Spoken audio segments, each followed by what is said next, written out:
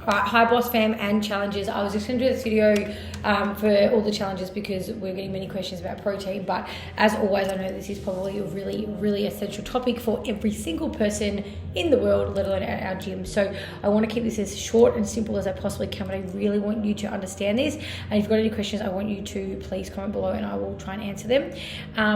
So first thing, why is protein so important?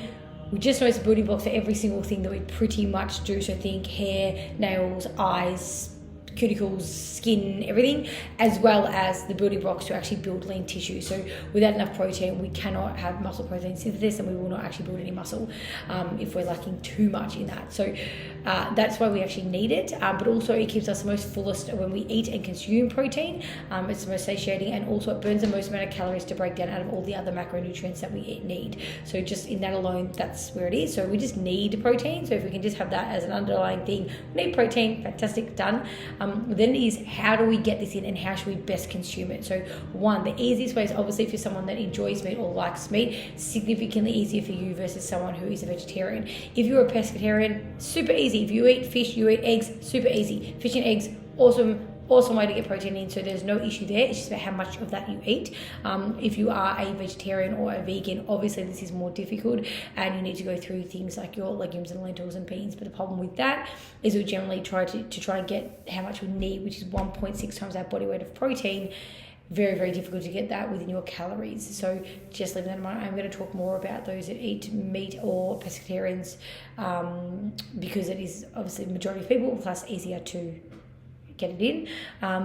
When we're looking at 1.6 grams of body weight, just say you weigh 65 kilos, it's around 110 grams of protein. So if you're getting 110 grams of protein, that does not mean 110 grams of chicken. What that means is how much protein is in each item that you consume. So you need to have 110 grams of protein. A good example is chicken is around about 25 grams of protein per 100 grams.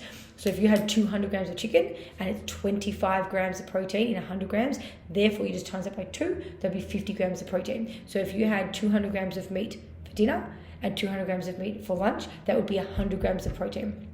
Does that make sense? There's 100 grams of protein there. And then say you had 3 eggs for breakfast, that would be 18 grams because eggs have 6 grams of protein per 1 egg. So 6 times 3 is 18. You're there at nearly 120 grams of protein, not including all the incidental things you might get protein from. So a little bit of rice, a little bit of pasta, a bit of bread, wrap, cheese, all those things. So if we just look at the protein source, so the egg, the tofu, the chicken, the meat, that kind of stuff, we want to get you to say you're 110 grams, 120 grams, 130 grams of protein in that amount. So that's what you think about. So how do we get that in?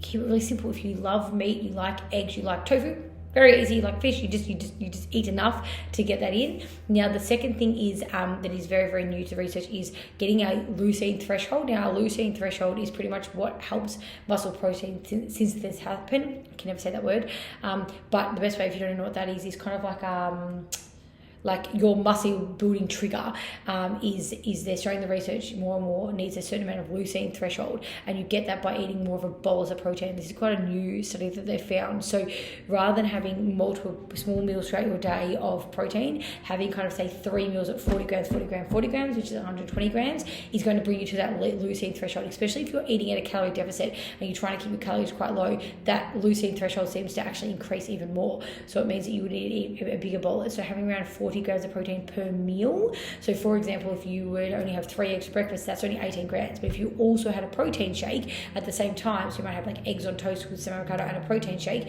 therefore you're going to get your 40 grams in that serving. If you're going to have 200 grams of meat for lunch and 200 grams of meat for dinner, you easily hit that 40 grams. Therefore you've hit 40, you've got 120 grams of protein.